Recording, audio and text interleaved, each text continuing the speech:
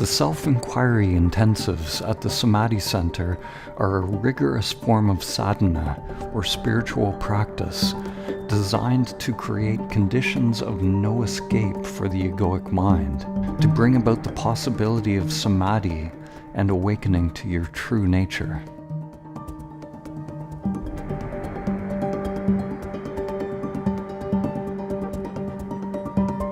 Self-inquiry can be done individually, and when it's done on your own, it's meditation. Self-inquiry can be done with a partner in what we call dyads, or it can be done with a group where the entire group is focused on one person who is doing the inquiry. The main technique used during the self-inquiry retreat is the dyad. The retreat format involves working from early morning, 6 a.m., until 11 p.m. at night. The participants are encouraged to enter into a period of continuous practice, continuously inquiring into who we are. For this period of time, all distractions are set aside. There are no devices, phones, books, or anything to engage the conditioned mind. During the break periods, or while eating, one continues to inquire. This continuous practice creates a strong inner pressure or inner energy. Energy is diverted from the old conditioned patterns and starts to build. A sort of alchemy starts to happen. Awakening is an energetic event. There is a flip from the conditioned I, the sense that you are this character, to the true self, to the unlimited I. The self-inquiry intensive is the most direct way to bring about awakening that I know of. By awakening, I mean realizing the true self beyond name and form. It's called Kensho in Zen. The word Kensho means seeing essence. In Mahayana Buddhism, it is prajna paramita, the highest wisdom, the absolute wisdom of our true nature. In Western traditions, the terms gnosis or apophaticism refer to the realization of our true or divine nature. For this period of time, we turn attention away from thoughts and sensations, away from the outer world of form, towards the self, continuously. If we do this practice continuously, eventually we will awaken from identification with the false self to our true nature. It's extremely simple, but it's not easy, because the ego construct, which is made up of samskaras or conditioned patterns, will generate hindrances, just as it does in meditation. The whirlpool of the mind may generate thoughts. We may experience egoic preferences. The mind may focus on comfort or discomfort. It may become tired. It may get confused or disoriented. It may find the whole process intolerable and want to give up. It has to give up. The conditioned I may think it is already awake. We have to humble the conditioned mind. It is said that one must want to awaken like a person with their hair on fire wants a pond to jump into. We must proceed with a beginner's mind, a not knowing mind, a humble mind, a mind that is open, mirror-like, alive. For this process, we enter into the cloud of unknowing. We let go of control and connect to a sense of curiosity and investigation. During this process, one remains equanimous with whatever comes up within the mind and senses, having a complete experience of everything arising in the present moment. We observe everything that is arising, not pushing anything away, and yet not getting identified with anything. We come to the true self by realizing all that we are not. We make the unconscious patterns that are in play within the self-structure conscious. When we inquire into who we are, First, everything that is the false self will come to the forefront. All of our thoughts and blocks, repressed emotions, imprints and samskaras that are part of the self structure will start to come to the surface. By not reacting, by having a complete experience, a purification starts to happen within the self structure. This practice that leads to samadhi is cultivating single-pointed focus. You become continuously present, observing what is, allowing what is, always becoming aware of subtler and subtler aspects of what is, gaining sensory clarity, allowing the mind to be open, responsive, without analyzing.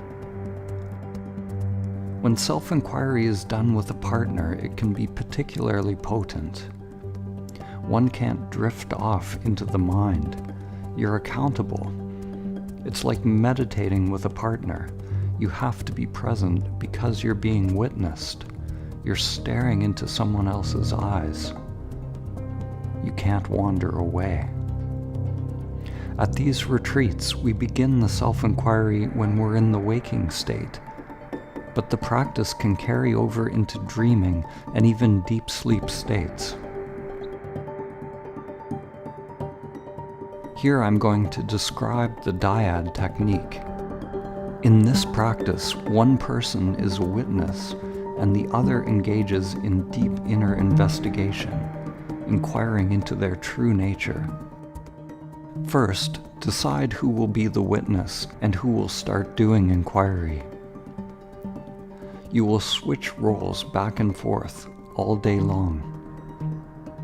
If you're doing this with a large group, you will switch partners roughly every 40 minutes. Sit across from your partner, looking into their eyes. Maintain eye contact and silence. As an introductory exercise, just look into each other's eyes for about 3 or 4 minutes. Allow yourself to see this being across from you. Allow yourself to be seen. The witness will connect to their intention to know who this being is that is in front of them. The witness will say to their partner, "Tell me who you are." The imperative should come from a place of sincere wanting to know. For the one doing the inquiry, simply allow yourself to be open, to receive the imperative. Inquire into who you are. Earnestly, sincerely, penetratingly. Notice how the imperative lands within the self-structure. There may be an impulse to close the eyes, or the eyes may remain open. Simply let it land in the deepest part of your being. Take a moment, or several moments, to observe the mind, body, the energy, any phenomena that arises within the self-structure. Then simply convey to your partner what has arisen as a result of doing this inquiry. What's coming up in the present moment? What's the most real thing happening in this moment? If there are thoughts or doubts, or if there's a feeling that nothing is happening, just observe the most real thing about this moment. Connect with your I amness. Inquire into who you are by being aware of this I amness, the sense of existence. Don't think that there is a right or wrong answer. We're not looking for an answer on the level of the mind. Don't think that you have to please someone with your answer. Be free, playful. You don't have to search for an answer. Be free in the not knowing. A Bible passage comes to mind. Unless you become like little children, you will never enter the kingdom of heaven, Jesus said. There was a sense of I that you had when you were a little kid, the sense of you, the unconditioned you. It was there when you were a teenager. It's there at every point in one's life. Feel that sense of I right now, that sense of I am. What is that sense of I am?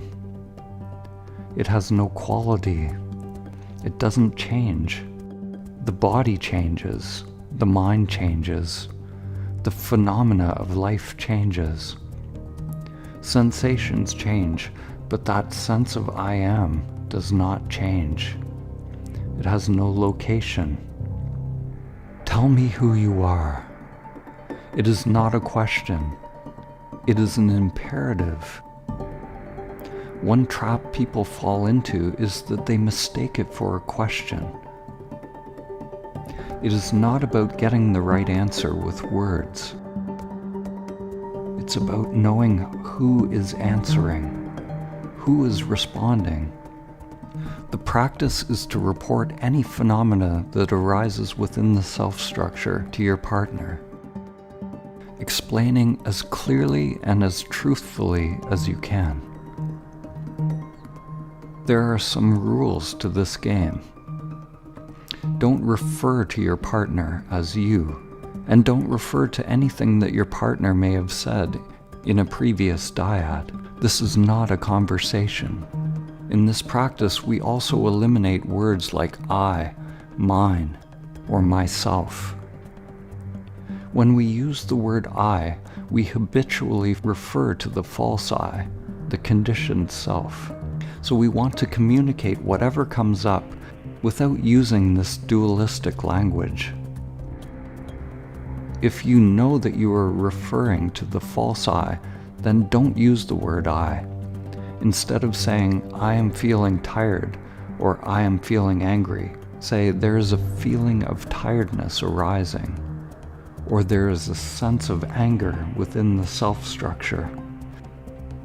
Is it true that I am tired? Is it the body that is tired? Am I the body, or am I aware of the body? You can start with what is obvious, but don't miss the subtle. Go into the feeling, the sensory layer, the somatic field. If a feeling comes up, where does it live in the body? How does it move? How does it change through time? If there's sadness or anger, what do those feel like?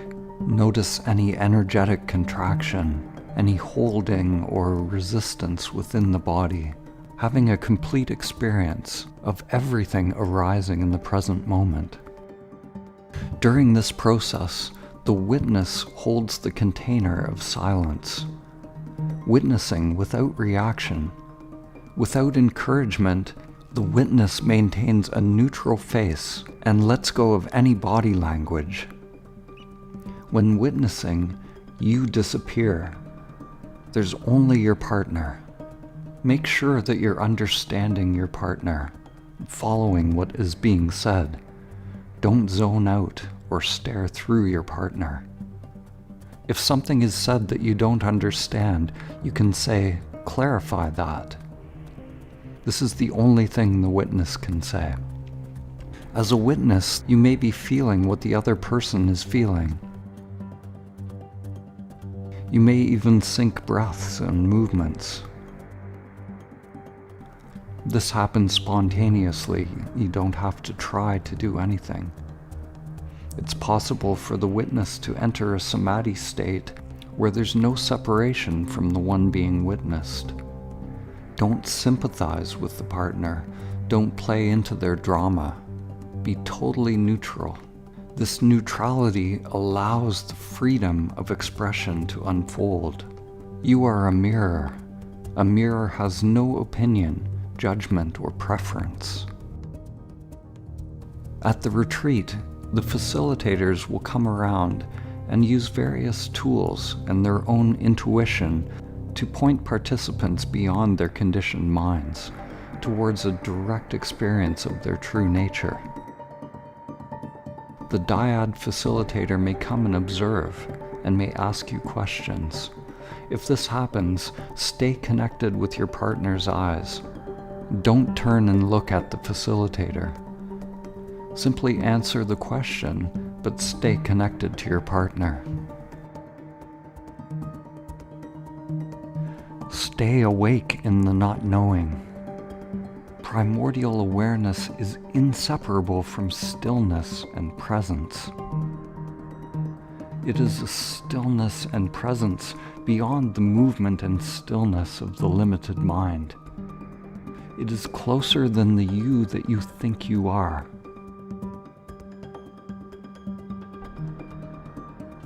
It is neither near nor far, because these are mere concepts.